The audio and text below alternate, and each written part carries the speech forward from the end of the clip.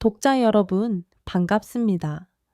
때로는 가장 빛나는 용기와 가장 깊은 충정이 가장 예상치 못한 곳에서 발견되곤 합니다. 잊혀진 영웅, 그리고 시간도 갈라놓을 수 없는 진한 교감에 대한 이야기를 지금 시작하려 합니다. 한때 전장을 누볐던 늙은 군견과 그의 옛 주인이 만들어갈 가슴 아픈 감동의 순간들을 함께 따라가 주십시오. 이 이야기가 메마른 일상의 작은 온기를 전하고 보이지 않는 곳에서 헌신하는 모든 존재의 가치를 되새기는 시간이 되기를 바랍니다. 부디 손수건을 준비해 주시길 바랍니다. 육군 군견훈련소 한쪽 구석, 젊고 활기찬 군견들의 우렁찬 짖음과 교관들의 절도 있는 호령 소리만이 가득한 그곳에 늙은 점원 셰퍼드 한 마리가 차가운 시멘트 바닥에 힘없이 누워 있었다. 이름은 러. 한때 폭발물 탐지견으로서 혁혁한 공을 세웠던 전설적인 존재였지만 이제는 희끗희끗해진 주둥이와 흐릿해진 눈빛, 뻣뻣해진 관절만이 남은 퇴역 군견일 뿐이었다. 윤기 흐르던 검회색 털은 푸석해졌고 날카롭던 감각도 세월의 무게 앞에 무뎌진 듯했다. 젊은 군견병들 사이에서 러는 더 이상 관심의 대상이 아니었다. 그저 퇴물, 곧 안락사될 늙은 개 정도로 치부될 뿐이었다. 러는 대부분의 시간을 철창 안에서 홀로 보냈다. 가끔 무료함을 견디지 못하고 낮게 낑낑거릴 때면 지나가던 젊은 병사가 귀찮다는 듯 혀를 차거나 심지어 조용히 못해 이 늙은 개의 자식아라며 고함을 치기도 했다. 그럴 때마다 레어는 움찔하며 고개를 숙였다. 한때는 그 어떤 위협 앞에서도 당당했던 그였지만 이제는 사람의 싸늘한 눈빛 하나에도 쉽게 위축되곤 했다. 그의 마음속에는 깊은 슬픔과 함께 잊히지 않는 한 사람에 대한 그리움이 사무치고 있었다. 같은 시각 서울 근교의 한적한 단독주택에서 예비역 대령 김수혁은 창밖의 낙엽을 보며 깊은 상념에 잠겨 있었다. 그 역시 군복을 벗은 지 수년이 흘렀지만 여전히 군인 시절의 습관이 몸에 배어 있었다. 매일 새벽같이 일어나 침구를 각 잡듯 정리하고 단정한 차림으로 아침 뉴스를 시청하는 것이 그의 변함없는 일과였다. 하지만 그의 눈빛에는 언제나 깊은 고독과 허무함이 서려 있었다. 아내와는 오래전 사별했고 유일한 아들은 해외에 나가 있어 명절에나 겨우 얼굴을 볼 수 있었다. 그에게 남은 것은 빛 바랜 훈장들과 함께 앨범 속에 고이 간직된 옛 사진들 뿐이었다.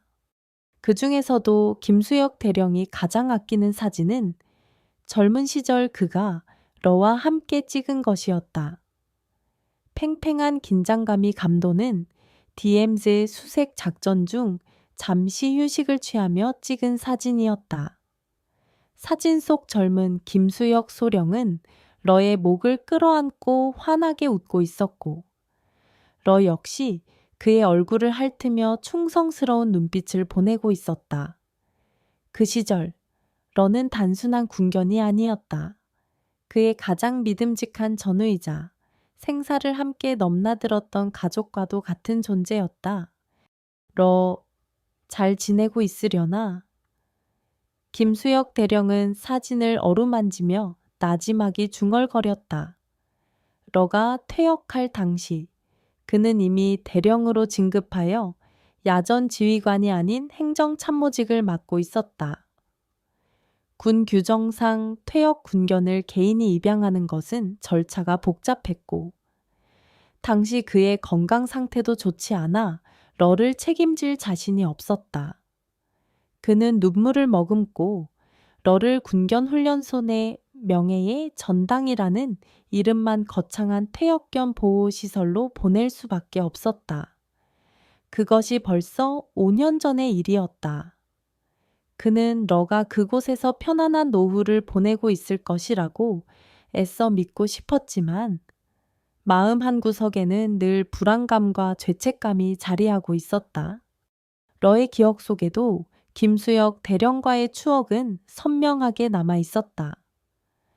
험준한 산악지대에서 길을 잃었을 때 며칠 밤낮을 함께 추위와 굶주림을 견디며 서로의 천에 의지했던 기억. 적의 총탄이 빗발치는 상황에서 김수혁 대령이 자신을 감싸 안고 참회 몸을 숨겼던 기억. 그리고 작전이 성공적으로 끝난 후 김수혁 대령이 따뜻한 손길로 자신의 머리를 쓰다듬으며 잘했다. 러 네가 최고야 라고 칭찬해주던 목소리까지 러에게 김수혁 대령은 세상의 전부였고 유일한 주인이었다. 하지만 어느 날 갑자기 그는 자신을 두고 떠나버렸다. 러는 그 이유를 알 수 없었지만 매일 밤 그의 채취가 남아있는 낡은 담요에 코를 묻고 그를 기다렸다. 군견훈련소의 젊은 수의장교인 박지민 중위는 그런 러를 안타깝게 지켜보는 몇 안 되는 사람 중 하나였다. 그녀는 러의 빛나는 과거 전공 찬공을 기록을 통해 알고 있었고 그의 눈빛 속에 담긴 깊은 슬픔과 그리움을 읽을 수 있었다. 그녀는 틈틈이 러를 찾아와 말을 걸거나 간식을 챙겨주었고 그의 뻣뻣해진 다리를 주물러 주기도 했다. 러야, 기운내. 너는 그냥 늙은 개가 아니잖아. 너는 영궁이라고. 박준기는 러의 귀를 긁어주며 말했다. 러는 그럴 때면 잠시나마 위안을 받는 듯 가만히 그녀의 손길을 느꼈다. 하지만 대부분의 시간 동안 레어는 홀로 남겨졌다. 젊은 군견들의 훈련 소리가 멀리서 들려올 때면 그는 귀를 쫑긋 세우고 그쪽을 바라보곤 했다. 마치 자신도 다시 그들과 함께 훈련장을 누비고 싶다는 듯이. 하지만 곧이어 찾아오는 관절의 통증과 무력감은 그를 다시 현실로 끌어내렸다. 그는 이제 정말 퇴물이 되어버린 것일까? 김수혁 대령 역시 마찬가지였다. 그는 퇴역 후 여러 가지 소일거리를 찾아봤지만 그 무엇도 군 시절의 긴장감과 성취감을 대신해주지 못했다. 그는 자신이 사회에 더 이상 쓸모없는 존재가 되어버린 것 같은 허탈감에 시달렸다. 밤이 되면 잠 못 이루고 뒤척이다. 새벽녘에야 겨우 잠이 들곤 했다. 그의 꿈속에는 언제나 러가 나타났다. 젊고 건강했던 시절에 러가 꼬리를 흔들며 그에게 달려오는 꿈. 그는 꿈속에서라도 러와 함께하고 싶었다. 잊혀진 늙은 전우, 러, 그리고 세상으로부터 잊혀가는 늙은 지휘관, 김수혁. 그들은 서로 다른 공간에서 같은 그리움과 외로움을 느끼며 힘겨운 시간들을 보내고 있었다. 그들의 운명이 다시 한번 교차하게 될 그날을 아무도 예상하지 못한 채 어느덧 시간이 흘러 겨울이 다가오고 있었다. 군견 훈련소의 찬바람은 유독 늙은 러의 뼈마디를 더욱 시리게 했다. 무료하게 철창 안을 서성이던 러는 문득 코끝을 스치는 익숙한 냄새에 귀를 쫑긋 세웠다. 아주 희미했지만 분명 그리운 김수혁 대령의 채취와 닮아 있었다. 하지만 이내 고개를 저었다.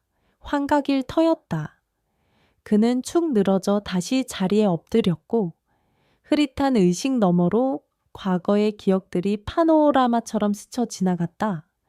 10년 전 여름의 끝자락, 대한민국 중부지방을 강타한 유례없는 집중호우로 거대한 산사태가 발생하여 한 마을 전체가 순식간에 토세에 묻혀버린 참혹한 재난 현장.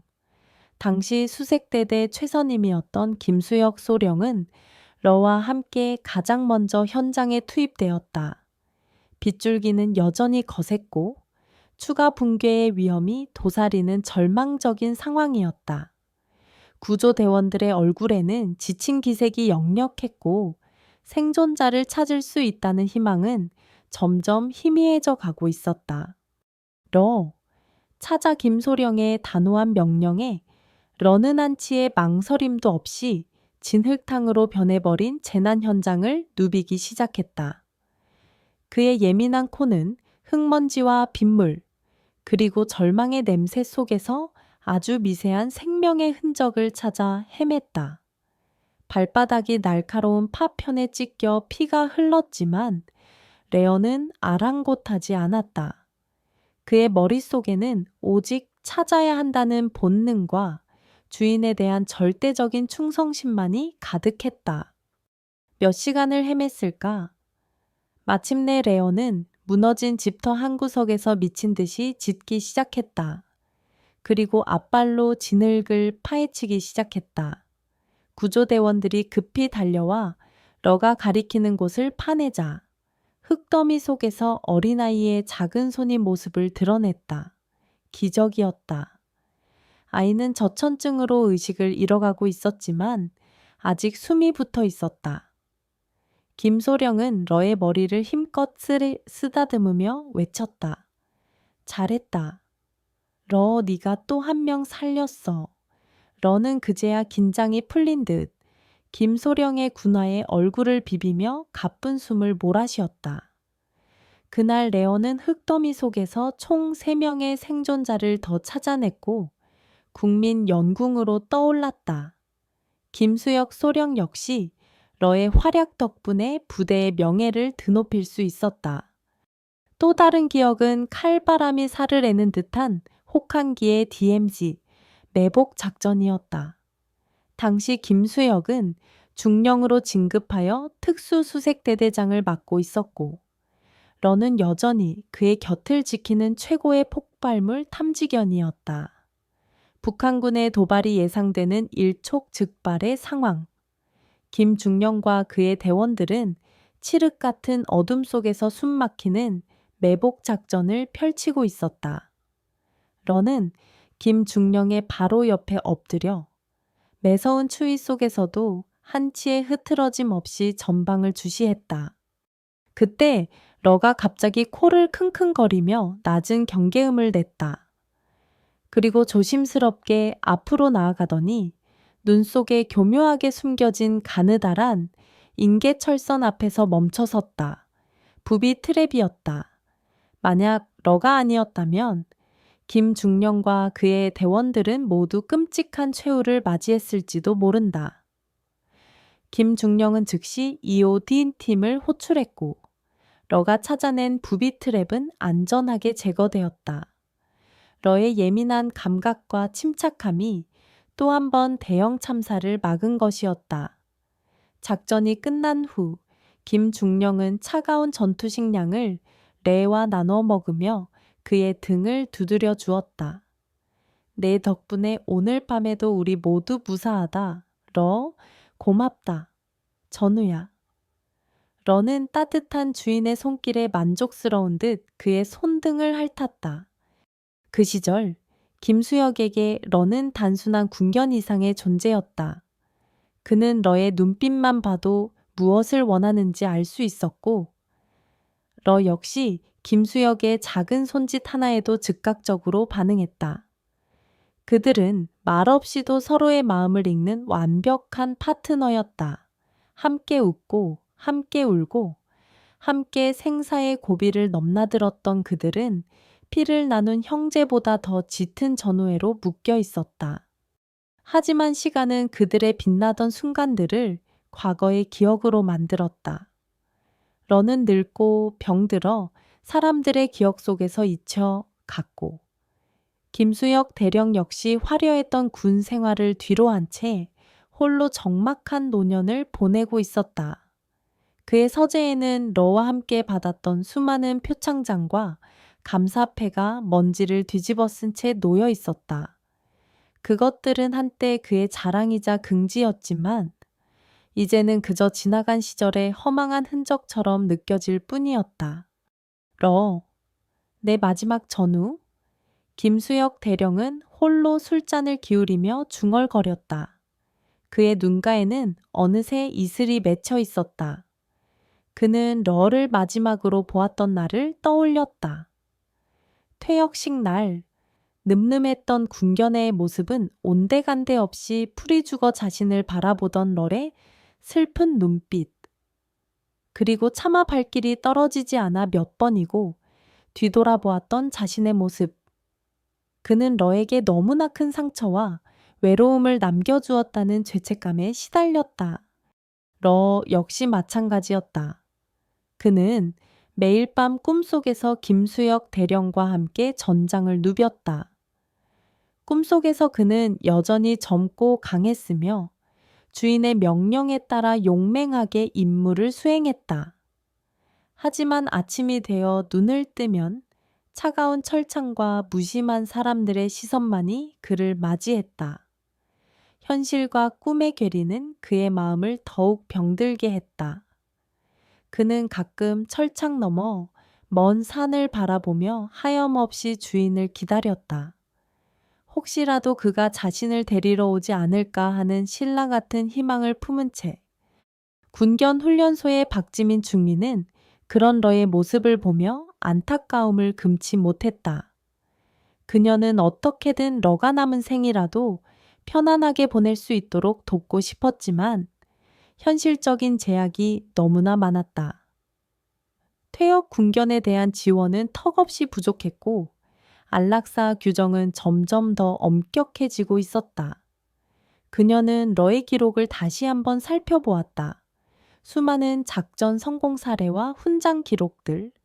그는 분명 영웅이었지만 이제는 아무도 그를 기억하지 않는 듯했다. 러야, 너를 기억하는 사람이 꼭 나타날 거야. 절대로 포기하지 마. 박중희는 러의 머리를 쓰다듬으며 속삭였다. 러는 알아들었다는 듯 희미하게 꼬리를 흔들었다. 그의 눈빛 속에는 아직 꺼지지 않은 작은 불씨가 남아 있었다. 그것은 한때 자신을 세상 전부로 여겨주었던 단 한 사람에 대한 변치 않는 충성심과 그리움이었다.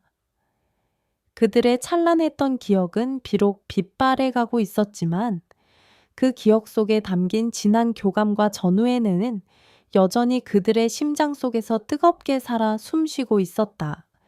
시간이 흘러 계절이 몇 번 바뀌었지만 김수혁 대령의 마음속 러에 대한 그리움은 조금도 사그라들지 않았다. 그러던 어느 가을날 그는 우연히 신문 한 구석에서 군견 훈련소 개방 행사에 대한 작은 기사를 발견했다. 퇴역 군견들을 위한 후원 행사도 겸한다는 내용이었다. 그는 망설였다. 러를 다시 만나는 것이 두려웠다. 늙고 병든 러의 모습을 보는 것도, 그리고 그런 러를 외면했던 자신의 죄책감을 다시 마주하는 것도, 하지만 마음 한구석에서는 러를 보고 싶다는 간절함이 꿈틀거렸다. 결국 그는 떨리는 마음으로 훈련소로 향했다. 오랜만에 다시 찾은 군견 훈련소는 많이 변해 있었다. 하지만 려가 머물고 있을 퇴역견 보호 시설 쪽으로 발걸음을 옮기는 그의 마음은 무겁기만 했다. 박지민 중위가 그를 안내했다. 그녀는 김수혁 대령이 러의 전 주인이라는 것을 기록을 통해 알고 있었고 그의 방문을 조용히 반겼다. 대령님, 이쪽입니다. 러는 많이 늙었습니다. 마음의 준비를 하시는 것이 좋을 겁니다. 박중휘의 목소리에는 안타까움이 묻어났다. 마침내 그들은 러의 견사 앞에 섰다. 철창 안, 햇볕이 겨우 드는 구석에 러는 힘없이 웅크리고 있었다. 예전에 늠름해했던 모습은 온데간데 없었고 뼈만 앙상하게 남은 초라한 늙은 개의 모습이었다. 김수혁 대령은 순간 숨이 멎는 듯했다. 가슴을 치는 듯한 아픔과 후회, 그리고 미안함이 그의 온몸을 짓눌렀다. 러야. 그의 목소리가 가늘게 떨려 나왔다. 그 순간 미동도 없이 누워있던 러의 귀가 희미하게 움직였다. 그리고 천천히 고개를 들었다. 흐릿한 눈으로 한참 동안 김수혁 대령을 바라보던 러의 눈빛이 순간 아주 희미하게 반짝이는 듯했다. 그리고 마치 믿을 수 없다는 듯 힘겹게 자리에서 일어서려 애썼다. 비틀거리며 몇 번이나 넘어질 뻔했지만 러는 포기하지 않았다. 마침내 네 발로 간신히 선 러는 아주 느리지만 분명하게 김수혁 대령을 향해 다가왔다. 그리고 그의 군화 앞에 힘없이 주저앉더니 거친 혀로 그의 손등을 핥기 시작했다. 마치 오랜 세월 동안 참아왔던 모든 그리움과 원망, 그리고 변치 않는 충성을 한꺼번에 쏟아내는 듯 했다. 김수혁 대령은 그 자리에 주저앉아 러의 앙상한 몸을 끌어안았다. 그의 눈에서는 뜨거운 눈물이 쉴 새 없이 흘러내렸다. 미안하다, 러야. 정말 미안하다. 내가 너무 늦게 왔구나. 그는 아무 말도 잊지 못하고 러의 이름을 부르며 오열했다. 러 역시 그의 품에 안겨 가늘게 낑낑거렸다. 수년의 시간이 흘렀지만 그들은 여전히 서로를 기억하고 있었다. 그 어떤 말로도 표현할 수 없는 깊은 교감이 그들 사이를 가득 메웠다. 박지민 중위는 그 모습을 조용히 지켜보며 눈시울을 붉혔다. 한편 그 시각 서울 도심의 한 어두컴컴한 지하 아지트에서는 극단주의 테러 조직 검은 여명의 조직원들이 비밀 회합을 갖고 있었다. 그들은 최근 국제 테러 단체와 연계하여 국내에 잠입한 위험한 인물들이었다. 그들의 목표는 대한민국 사회의 극도의 혼란과 공포를 조장하여 자신들의 정치적 메시지를 전달하는 것이었다. 디데이는 일주일 후 코엑스에서 열리는 국제안보 방산 전시회 개막식이다. 리더로 보이는 남자가 낮은 목소리로 말했다. 그의 눈빛은 냉혹하고 잔인했다. 그곳에는 정부 주요 인사들과 각국 외교 사절, 그리고 수많은 군중이 모일 것이다. 우리의 선물은 그들 모두에게 잊을 수 없는 기억을 선사할 것이다. 그의 말에 조직원들의 얼굴에는 광기 어린 미소가 떠올랐다. 그들은 이미 강력한 위력의 폭탄을 제조하여 코엑스 전시장 내부에 은밀히 설치할 계획을 세워둔 상태였다. 그들의 테러 계획은 치밀했고 성공 가능성은 매우 높아 보였다. 그들은 자신들의 행동이 불러올 끔찍한 결과를 전혀 개의치 않는 듯했다. 며칠 후 김수혁 대령은 퇴역 장성들을 위한 간담회에 참석했다가 뜻밖의 초청장을 받았다. 바로 일주일 뒤 코엑스에서 열리는 국제안보 방산 전시회 개막식 VIP 초청장이었다. 그는 처음에는 참석을 망설였다. 공식적인 행사에 나서는 것이 이제는 어색하고 불편하게 느껴졌기 때문이었다. 하지만 오랜만에 옛 동료들과 만날 수 있다는 생각과 최근 러와의 재회로 인해 조금이나마 삶의 활력을 되찾은 그는 결국 참석하기로 마음먹었다. 그는 러를 생각해서라도 다시 한번 세상 밖으로 나가야 한다고 생각했다. 김수혁 대령은 그날 이후 매일 같이 러를 찾아갔다. 박지민 중위의 특별한 배려 덕분이었다. 그는 러에게 영양가 높은 간식을 가져다 주었고 부드러운 솔로 그의 털을 빗겨주었으며 따뜻한 담요를 덮어주었다. 러의 건강은 눈에 띄게 좋아지지는 않았지만 그의 눈빛에는 예전의 총기가 조금씩 돌아오고 있었다. 그는 김수혁 대령의 발소리만 들어도 꼬리를 흔들었고 그의 손길이 닿을 때마다 만족스러운 표정을 지었다. 그들은 마치 잃어버렸던 시간을 보상받으려는 듯 서로에게 의지하며 평화로운 시간들을 보냈다. 하지만 그 평화 뒤에는 거대한 위협의 그림자가 소리 없이 다가오고 있었다. 김수혁 대령은 자신이 곧 끔찍한 테러의 목표물이 될 것이라는 사실을 전혀 알지 못했고, 러 역시 늙고 병든 몸으로 다시 한번 주인을 위해 목숨을 걸어야 할 운명이라는 것을 예감하지 못하고 있었다. 서울의 하늘은 여전히 맑고 푸르렀지만 보이지 않는 곳에서는 이미 검은 폭풍이 휘몰아치기 시작하고 있었다. 운명의 날은 점점 더 가까워지고 있었다. 불길한 징후와 마지막 투혼, 김수혁 대령과 러의 재회배는 훈련소 내의 작은 기적과도 같았다. 러는 김 대령의 방문이 잦아질수록 눈에 띄게 활기를 되찾아갔다. 물론 그의 늙고 병든 몸이 젊은 시절처럼 날렵해질 수는 없었지만 그의 눈빛에는 다시금 총기가 돌아왔고 꼬리를 흔드는 힘도 제법 강해졌다. 박지민 중위는 그런 러의 변화를 기뻐하며 김 대령에게 특별히 러와 함께 훈련소 인근을 산책할 수 있도록 허락해 주었다. 그녀는 맑은 공기와 주인의 따뜻한 관심이 러의 건강에 조금이나마 도움이 되기를 바랐다. 김 대령은 거의 매일 오후 러를 데리고 훈련소 밖으로 나섰다.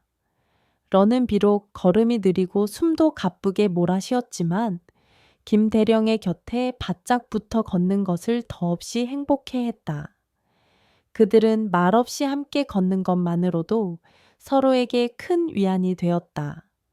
김 대령은 러의 등을 부드럽게 쓰다듬으며 옛 전우들과의 추억을 이야기했고, 러는 알아듣는다는 듯 그의 손등에 코를 비비곤 했다. 국제안보 방산 전시회 개막식이 며칠 앞으로 다가온 어느 날 오후, 김 대령은 평소와 달리 조금 더 먼 곳까지 러를 데리고 산책을 나섰다. 그들이 향한 곳은 바로 전시회가 열릴 퀘스 컨벤션 센터 주변이었다. 김 대령은 곧 자신이 참석하게 될 행사장 주변을 미리 한번 둘러보고 싶었고, 러에게도 오랜만에 도심의 활기찬 풍경을 보여주고 싶었다. 퀘스 주변은 이미 전시회 준비로 분주했다. 대형 현수막이 곳곳에 걸려 있었고 관계자들이 바쁘게 오가고 있었다. 김 대령은 오랜만에 느껴보는 떠들썩한 분위기에 잠시 젊은 시절의 기억을 떠올리며 미소 지었다. 하지만 그의 옆을 걷던 러의 표정은 평소와 달랐다.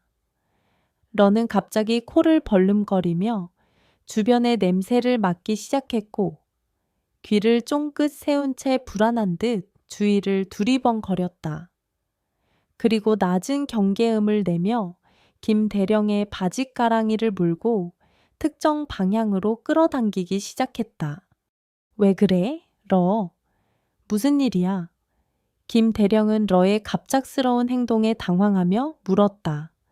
러가 가리키는 곳은 컨벤션 센터의 후미진 하역장이었다. 그곳에는 몇몇 인부들이 화물을 내리고 있었고 특별히 이상해 보이는 점은 없었다. 괜찮아. 그냥 낯선 냄새가 나서 그런가 보다. 김 대령은 러를 진정시키려 했지만 러는 더욱 강하게 짖으며 하역장 쪽으로 가려고 버텼다. 그의 눈빛은 예사롭지 않았다. 과거 폭발물이나 위험물질을 감지했을 때와 똑같은 극도의 긴장감이 서려 있었다. 김 대령은 순간 불길한 예감에 휩싸였다. 그는 러의 능력을 누구보다 잘 알고 있었다. 러는 결코 이유 없이 저런 행동을 할 녀석이 아니었다. 그는 러를 겨우 진정시키고는 아무렇지 않은 척하며 레어가 가리켰던 하역장 주변을 유심히 살피기 시작했다. 그의 오랜 군 생활에서 비롯된 직감 역시 무언가 잘못되었다고 경고하고 있었다. 그때 그의 눈에 하역장 한쪽 구석에 쌓여있는 폐자재 더미와 그 주변을 어슬렁거리는 두 명의 남자가 들어왔다. 그들은 인부 복장을 하고 있었지만 행동 거지가 어딘가 모르게 부자연스러웠고 주변을 경계하는 눈빛이 예사롭지 않았다. 러는 그들을 향해 더욱 맹렬하게 짖기 시작했다. 김 대령은 직감했다. 러가 감지한 것이 바로 저들이라는 것을. 그는 러를 간신히 제지하며 최대한 자연스럽게 그곳을 벗어나는 척했다. 하지만 그의 머릿속은 복잡하게 돌아가기 시작했다. 저들은 누구일까? 그리고 러는 무엇을 감지한 것일까? 단순한 의심일 수도 있었지만 그는 러의 판단을 믿기로 했다. 그날 밤 김 대령은 잠을 이룰 수 없었다. 그는 낮에 보았던 두 남자의 온타야 인상착의와 러의 이상 행동을 곰곰이 되짚어 보았다. 그리고 과거 자신이 겪었던 수많은 테러 위협 사건들을 떠올렸다. 혹시 하는 불길한 생각이 그의 머리를 떠나지 않았다. 그는 결국 자신의 오랜 부하이자 현재 국정원 대테러팀에서 근무하고 있는 후배에게 전화를 걸어 코엑스 주변에 대한 경계 강화를 은밀히 요청했다. 하지만 후배는 그의 말을 대수롭지 않게 여겼다. 대령님, 너무 예민하신 거 아닙니까? 이미 저희 쪽에서 철저하게 점검하고 있습니다. 걱정 마십시오. 김 대령은 답답함을 느꼈지만 더 이상 강요할 수는 없었다. 그는 자신의 예감이 틀렸기를 바랐지만 러의 그 절박했던 눈빛이 자꾸만 마음에 걸렸다. 개막식 전날 김 대령은 다시 한번 러를 데리고 큐로브 코엑스 주변을 찾았다. 이번에는 박지민 중위도 동행했다. 러는 어제보다 더욱 심하게 불안 증세를 보였다.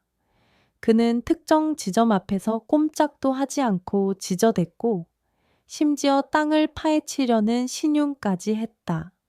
그곳은 바로 다음 날 개막식에서 대통령을 비롯한 주요 인사들이 연설을 할 단상 바로 아래쪽이었다.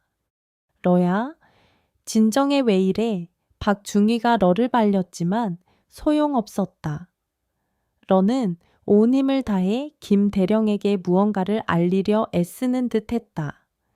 그의 눈빛은 절박했고 그의 행동은 과거 폭발물을 발견했을 때와 정확히 일치했다.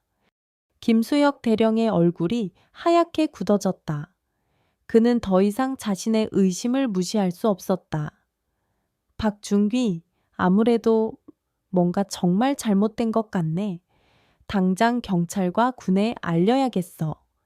하지만 그때 주변을 어슬렁거리던 괴한 몇몇이 갑자기 그들에게 다가와 길을 막아섰다. 그들의 눈빛은 살기로 번뜩이고 있었다. 어이, 영감님들, 여기서 뭘 그렇게 캐고 다니시는 거요? 괜히 긁어 부스럼 만들지 말고 곱게 집으로 가시지. 그들은 노골적으로 위협을 가해왔다. 김 대령은 직감했다. 이들이 바로 테러범들이라는 것을, 그리고 러가 감지한 것이 정말 폭탄이라는 것을. 그는 박중희를 자신의 등 뒤로 숨기며 소리쳤다. 러물어. 늙고 병든 러였지만 주인의 명령은 그의 뼛속까지 각인되어 있었다. 러는 마지막 남은 힘을 다해 맹수처럼 괴한들에게 달려들었다. 그의 용맹함에 괴한들은 잠시 당황했지만 이내 수적 우위를 앞세워 러를 제압하려 했다. 일촉즉발의 위기 상황. 김 대령은 박중휘에게 소리쳤다. 빨리 도망쳐서 신고해. 여긴 내가 맡을 테니. 하지만 이미 때는 늦은 것일까? 그들의 절박한 외침은 소란스러운 도심의 소음에 묻혀버리고 있었다. 러는 지쳐 쓰러질 지경이었지만 여전히 주인을 지키기 위해 필사적으로 저항하고 있었다. 그의 마지막 투혼이 불꽃처럼 타오르고 있었다. 퀘스 주변에서 괴한들과 대치하던 절체절명의 순간 멀리서 쿵 파이나 하는 둔탁한 폭음과 함께 땅이 희미하게 흔들렸다. 김수혁 대령과 박지민 중위, 그리고 그들을 위협하던 괴한들까지 모두 소리가 난 방향을 쳐다보았다. 코엑스 컨벤션 센터 쪽에서 검은 연기가 피어오르고 있었다. 국제안보 방산 전시회 개막식이 열리고 있는 바로 그곳이었다. 젠장 계획보다 빨라졌나 괴한들 중 하나가 다급하게 소리쳤다. 그들의 시선이 잠시 김 대령과 러에게서 멀어진 틈을 타 김 대령은 박 중위에게 눈짓했다. 지금이야 도망쳐서 지원 요청해? 박 중위는 망설였지만 김 대령의 단호한 눈빛에 결국 뒤돌아 뛰기 시작했다. 괴한들이 뒤늦게 알아채고 그녀를 쫓으려 했지만 러가 용맹하게 그들 앞을 가로막으며 맹렬하게 지저댔다. 늙고 병든 몸이었지만 그의 기세는 젊은 시절 못지않았다. 괴한들은 러의 저항에 잠시 주춤했고 그 사이 박중희는 시야에서 사라졌다. 이런 씨, 늙은 개새끼가 괴한 하나가 러를 걷어차려 했지만 김 대령이 몸을 날려 그를 막아섰다. 격렬한 몸싸움이 벌어졌다. 김 대령은 예비역 대령이라고는 믿기지 않을 만큼 노련하게 대항했지만 수적 열세와 나이를 이기기는 어려웠다. 결국 그는 괴한의 주먹에 복부를 맞고 쓰러졌다.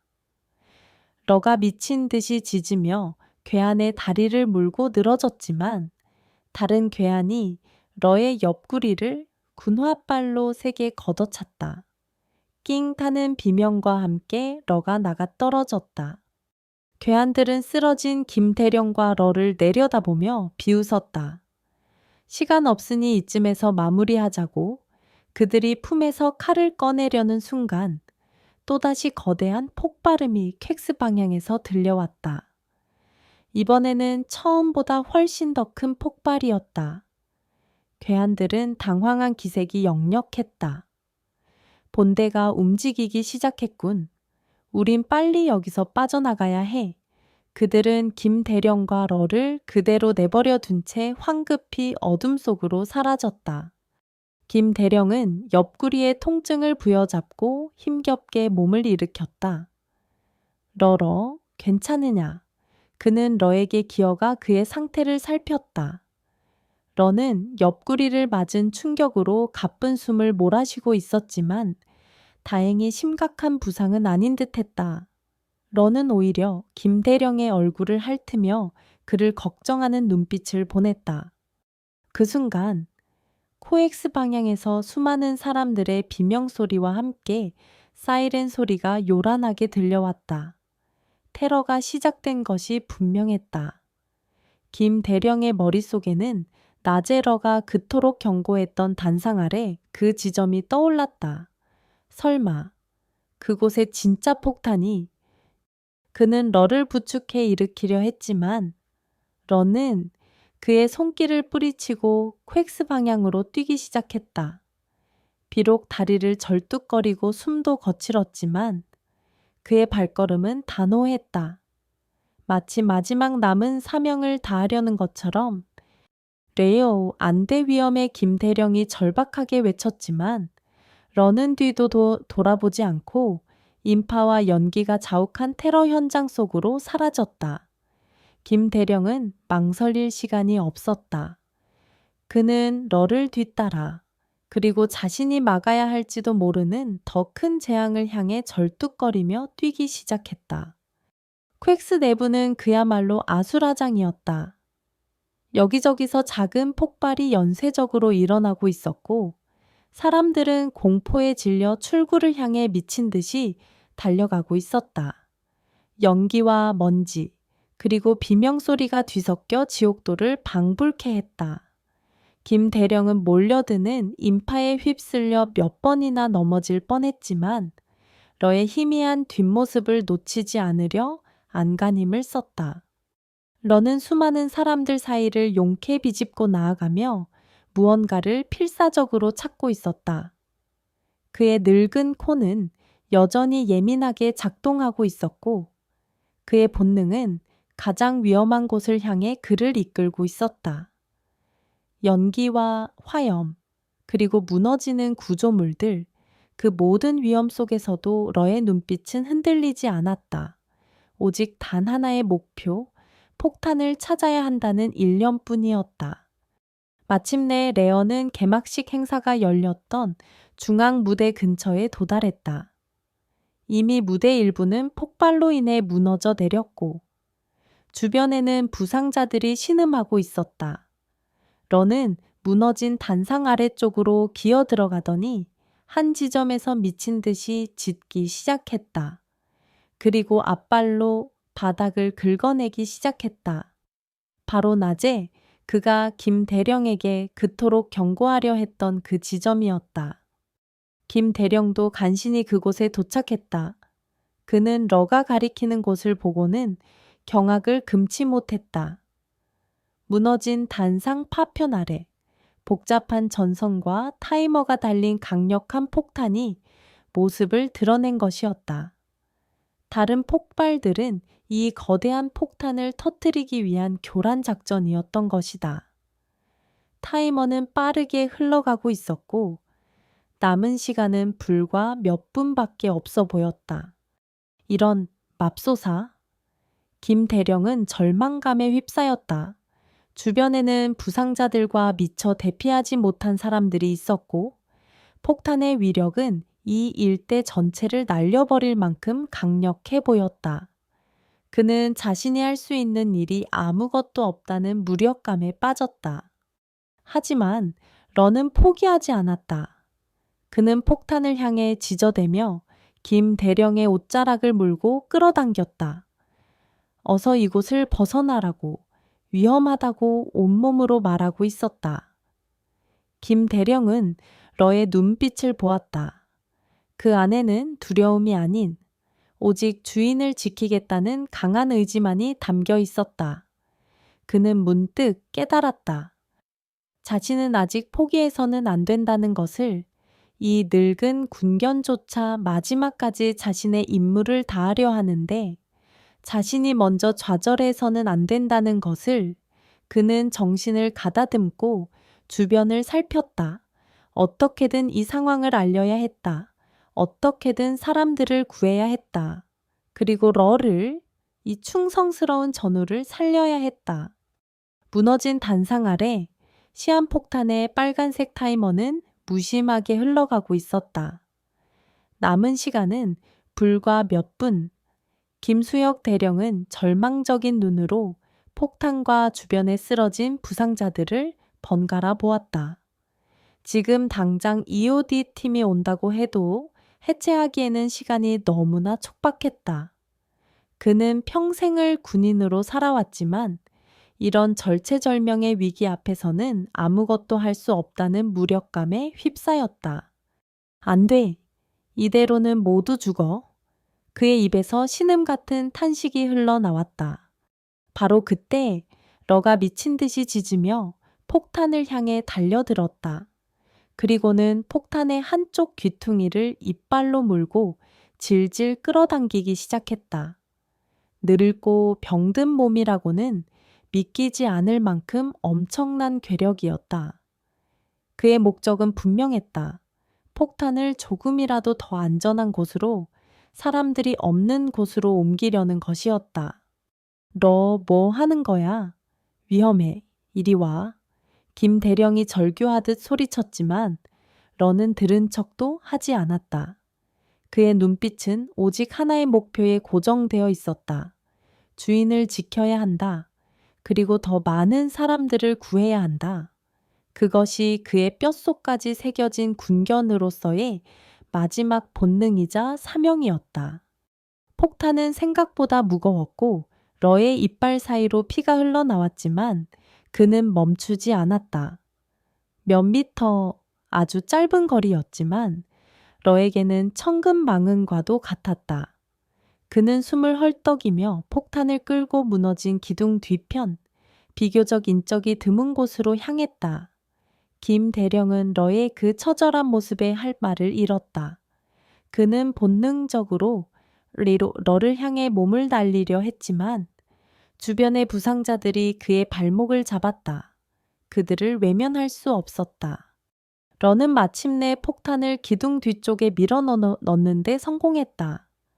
그리고는 마지막 힘을 다해 김 대령이 있는 방향을 향해 몸을 돌렸다. 그의 눈빛은 마치 이제 괜찮아요. 주인님이라고 말하는 듯 했다. 하지만 바로 그 순간 러의 시선이 한 곳에 고정되었다. 김 대령이 쓰러져 있는 곳 바로 옆, 미처 치워지지 않은 작은 가방 하나, 그리고 그 가방에서 희미하게 새어나오는 화학약품 냄새. 러의 코는 그것이 또 다른 폭발물이라는 것을 즉각적으로 감지했다. 아마도 테러범들이 연쇄 폭발을 위해 설치해둔 보조 폭탄일 터였다. 앤드웨 러의 머릿속에 경고음이 울렸다. 본 폭탄의 폭발과 함께 저것까지 터진다면 주인은 무사하지 못할 것이다. 러는 한치의 망설임도 없이 김 대령을 향해 마지막 힘을 다해 달려들었다. 그리고는 그의 몸 위로 자신의 몸을 덮치듯 엎드렸다. 김 대령은 갑작스러운 러의 행동에 당황했지만 곧이어 러의 의도를 깨닫고는 절망적인 비명을 질렀다. 레완돼 비켜 어서. 하지만 레어는 꼼짝도 하지 않았다. 그의 온몸이 사시나무처럼 떨리고 있었지만 그는 결코 주인의 몸에서 떨어지지 않으려 안간힘을 썼다. 그의 눈에서는 뜨거운 눈물이 흐르고 있었다. 미안해요. 주인님. 더 이상 함께하지 못해서, 하지만 마지막까지 당신을 지킬 수 있어서 행복했어요. 그의 마지막 숨결이 김 대령의 귓게 희미하게 느껴지는 듯했다. 그리고 모든 것이 하얗게 변했다. 쾅! 세상을 집어삼킬 듯한 엄청난 폭발음과 함께 코엑스 컨벤션 센터 전체가 격렬하게 흔들렸다. 거대한 화염과 검은 연기가 하늘로 치솟았고 건물의 유리창들이 산산조각 나며 비처럼 쏟아져 내렸다. 폭탄이 설치되었던 중앙 무대 쪽은 형체를 알아볼 수 없을 정도로 파괴되었다. 얼마나 시간이 흘렀을까? 김수혁 대령은 희미하게 의식을 되찾았다. 온몸이 부서질 듯한 고통과 함께 귀가 먹먹했다. 그는 자신을 덮고 있던 러의 축 늘어진 몸을 간신히 밀어내고 주변을 둘러보았다. 세상은 온통 먼지와 연기로 뒤덮여 있었고 여기저기서 사람들의 신음소리와 구조를 요청하는 절박한 외침이 들려왔다. 그는 기적적으로 살아남았다. 러가 자신의 몸으로 폭탄의 파편과 충격을 막아준 덕분이었다. 러. 그는 미친 듯이 러를 불렀다. 러는 그의 바로 옆에 피투성이가 된 채 쓰러져 있었다. 그의 옆구리는 심하게 찢겨 있었고 온몸은 화상으로 얼룩져 있었다.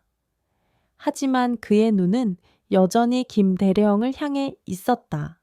아주 희미하게, 아주 가늘게 숨을 몰아쉬고 있었지만 그의 눈빛에는 안도감과 함께 마지막 작별 인사를 건네는 듯한 깊은 슬픔이 담겨 있었다.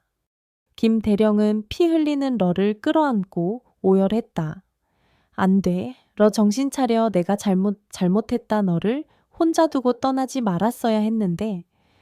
제발 눈 좀 떠봐.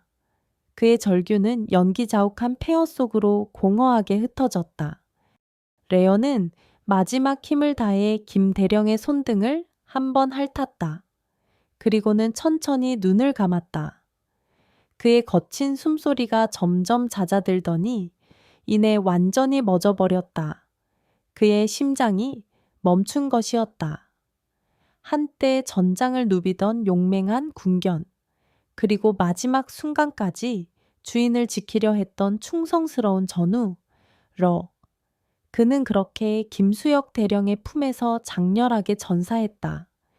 때마침 구조대원들과 함께 현장에 도착한 박지민 중기는 그 처참한 광경을 목격하고는 그 자리에 주저앉아 눈물을 터뜨렸다. 김수혁 대령은 러의 싸늘한 시신을 끌어안은 채 넋 나간 사람처럼 허공만 바라보고 있었다. 그의 가슴에는 러의 따뜻했던 청과 함께 영원히 지워지지 않을 깊은 슬픔과 상실감이 새겨지고 있었다. 테러 현장의 모든 소음이 순간 멎은 듯 했다. 오직 늙은 퇴역 대령의 처절한 울음소리와 그를 위로하듯 부는 차가운 바람소리만이 러의 마지막 길을 배웅하고 있었다. 한 생명의 고귀한 희생은 그렇게 절망적인 테러 현장 속에서 가장 슬프고도 아름다운 빛을 발하고 있었다. 퀘익스 테러 현장의 끔찍한 폭발 속에서 김수혁 대령은 기적적으로 목숨을 건졌다. 그를 덮고 있던 러의 육신이 대부분의 파편과 충격을 흡수한 덕분이었다. 하지만 그의 영혼은 산산조각 난 듯했다. 품 안에서 싸늘하게 식어가는 러를 끌어안고 그는 한참 동안 세상을 잃은 사람처럼 울부짖었다.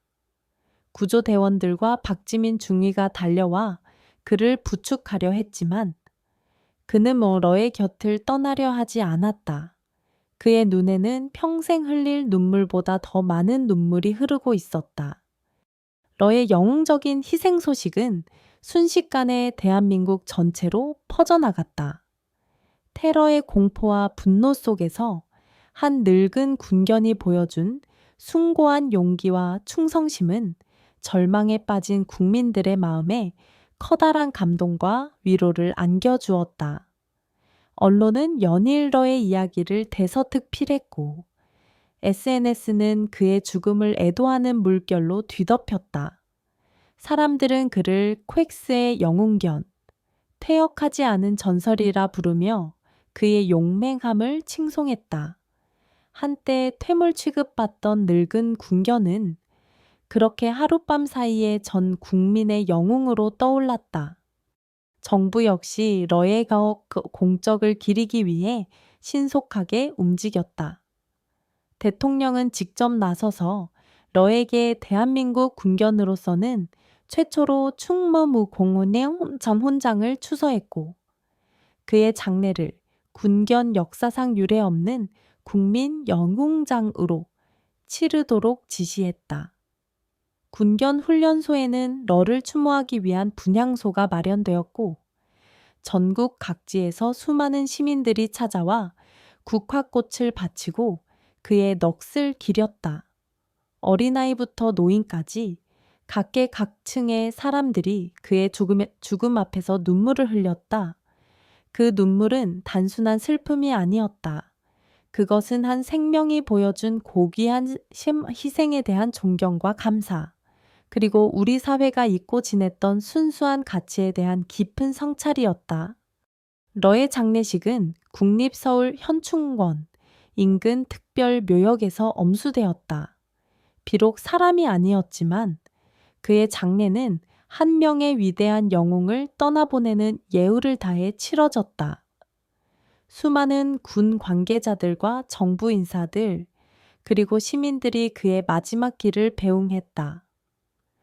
김수혁 대령은 덜덜 떨리는 손으로 직접 러의 유골함을 들고 안장지로 향했다.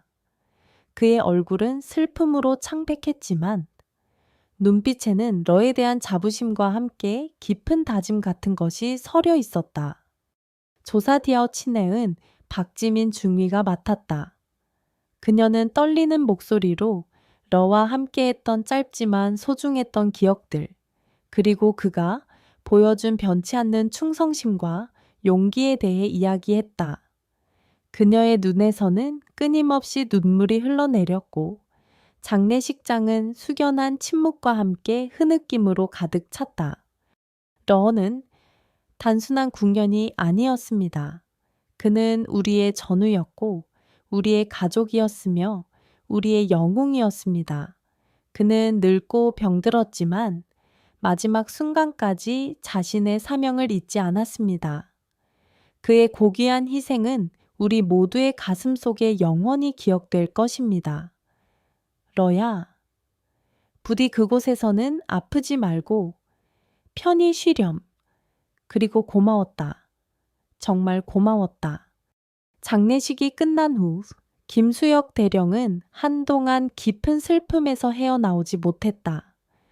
그는 러의 빈자리를 견딜 수 없었고 매일 밤 러의 꿈을 꾸며 괴로워했다. 하지만 그는 러의 희생이 헛되지 않도록 자신이 무언가를 해야 한다는 것을 깨달았다. 러는 그에게 삶의 마지막 의미를 가르쳐주고 떠난 것이었다. 그는 박지민 중위와 함께 태역 군견 지원재단을 설립하는 일에 앞장섰다. 러처럼 평생을 국가에 헌신했지만 제대로 된 대우를 받지 못하고 쓸쓸하게 생을 마감하는 퇴역 군견들이 더 이상 없도록 하기 위해서였다. 그의 노력은 많은 사람들의 공감을 얻었고 재단에는 각계각층의 후원이 이어졌다. 그는 또한 전국의 학교와 군부대를 찾아다니며 러의 이야기를 전했다. 생명의 존엄성과 진정한 용기, 그리고 변치 않는 충성의 가치에 대해 강견했다. 그의 이야기는 많은 젊은이들에게 깊은 감동을 주었고 사회 전체의 생명 존중 의식을 확산시키는 데 기여했다. 시간이 흘러 러의 희생은 대한민국 역사에 길이 남을 아름다운 이야기로 기억되었다.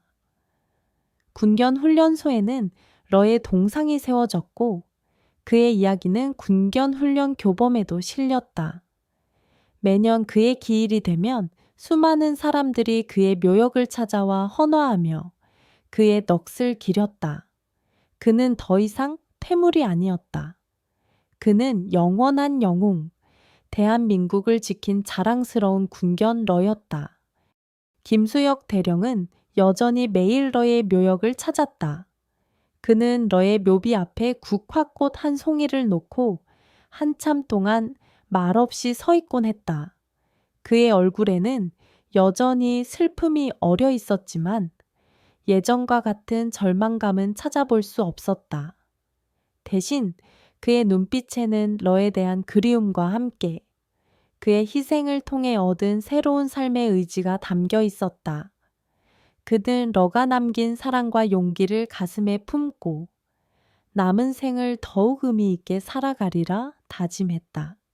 어느덧 저녁 노을이 붉게 물들고 있었다. 김수혁 대령은 러의 묘비를 부드럽게 쓰다듬으며 작별 인사를 했다.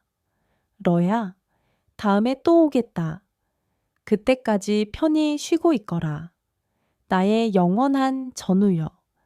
그는 천천히 발걸음을 옮겼다. 그의 등 뒤로 러의 동상이 석양빛을 받아 황금색으로 빛나고 있었다. 마치 러가 여전히 그곳에서 대한민국을 그리고 사랑하는 주인을 지켜보고 있는 것처럼 그의 숭고한 희생은 그렇게 전 국민의 가슴 속에 영원한 별이 되어 빛나고 있었다. 독자 여러분, 한평생 충성을 다 바친 늙은 궁연러의 마지막 여정을 함께 해주셔서 진심으로 감사드립니다. 그의 용감무쌍했던 젊은 시절부터 퇴역 후 잊혀진 삶, 그리고 마지막 순간 찬란하게 빛났던 영웅적인 희생까지 러의 이야기가 여러분의 마음에 깊은 감동과 여운을 남겼기를 바랍니다. 우리는 종종 겉모습이나 나이 혹은 사회적 기준으로 존재의 가치를 판단하곤 합니다. 하지만 러는 우리에게 보여주었습니다.